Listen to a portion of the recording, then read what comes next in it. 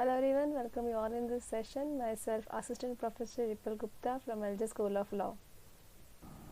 Today we'll take the subject of competition law, and the topic of discussion is TRIPS and competition law. We had discussed about competition law and the IPR relation. Now we'll see the TRIPS agreement and competition law. So what is TRIPS? TRIPS is it's a trade-related aspect of intellectual property rights. This is a kind of agreement created by the WTO, this World Trade Organization, that sets the minimum standards for IP regulations universally. So TRIPS agreement obliged by the nationwide so that they can have a similarities in IP regulations.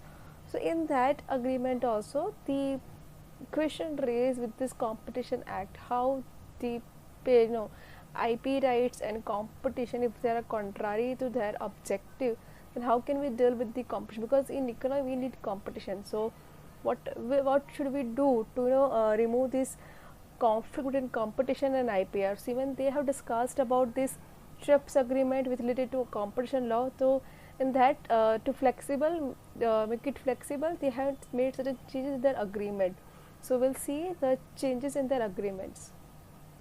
So to give the facility and flexibility to the competition law and IPR, they have made certain changes in Article 8, Article 40 and Article 31K of TRIPS agreement. So we'll discuss these articles now, and we'll read this article to understand what they have given flexibility to the nations.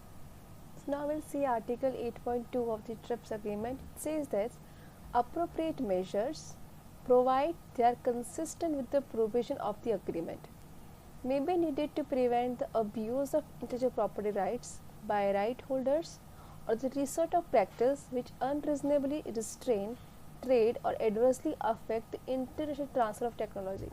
So over here they have discussed about that if the IP holders abuse their rights, or if they are transferring their technology and that has an impact on the competition, by transferring the technology, it affects the it affects the agreement which are restrained by the competition, then every nation has a right to modify or to take action against such IP holders or such patent holders who is infringing the objective of IPR. So basically in Article 8.2, TRIPS agreement gives right to the state where they can make a legislation in which even they can mention that if the IP holders abuse the rights, they can take action against them. So over here they have discussed about the three things. The first is abuse of IPR right holders. So if right holders of the IP is abusing its position, making such an agreement which affects their competition or which against the objective of IPR, uses dominant position in wrong way, abuse the dominant position, then the competition law will consider this and can penalize, can impose penalty on that person. Secondly, anti-competitive practice that unreasonably restrain trade. So by technology transferring, by patent pooling, if they are restricting the trade practice, if they make such an agreement which have adverse effect on the competition, then again for that Competition Act can be empowered to restrict such practices. And the last is practice that adversely affect the international technology transfer. So now if the country to country they are transferring technology, then again that can be restricted. So if it is affect the competition and create dominant position, or may affect the competition in any economy, then the competition, this Article 8.2 gives power to the state so that can make legislation which empowers Competition Act to govern such situations and can impose penalty on such agreements. Now we'll see the Article 40 of the TRIPS agreement. It says that members agree that some licensing practices or conditions pertaining to intellectual property rights which restrain competition may have adverse effect on the trade or any impede the transfer dissemination of technology.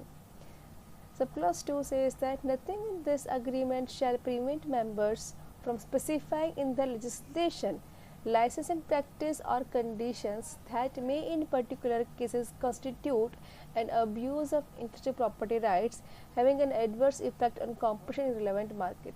So over here they are restricting licensing, licensing contracts. So if someone getting licensing for its product and they are making such an agreement which have adverse impact on the competition, then the nation can make legislation in their own competition, where we can they restrict this transfer of technology or the such practices which take place by giving license contracts. So over here they also restricting the adverse use of license agreements. So Article 31K discuss about the judicial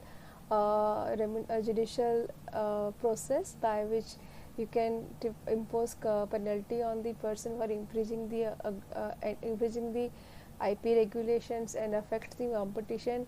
Here they can here the competent authority has the power to terminate the authority. So if the person having authority over certain IPs, then that can be removed by the authorities. So this has been given in the power of the competition or the power in the hands of state, where they can make a law where the Competition Act has power to restrict such IP practices which lead to adverse effect on the competition. So we have discussed about the TRIPS and competition, how TRIPS has changed their provision to facilitate the Competition Act so that the better competition can be there in the economy, so that we can boost the economy and also increase the fair and free competition. So this is about the TRIPS and competition.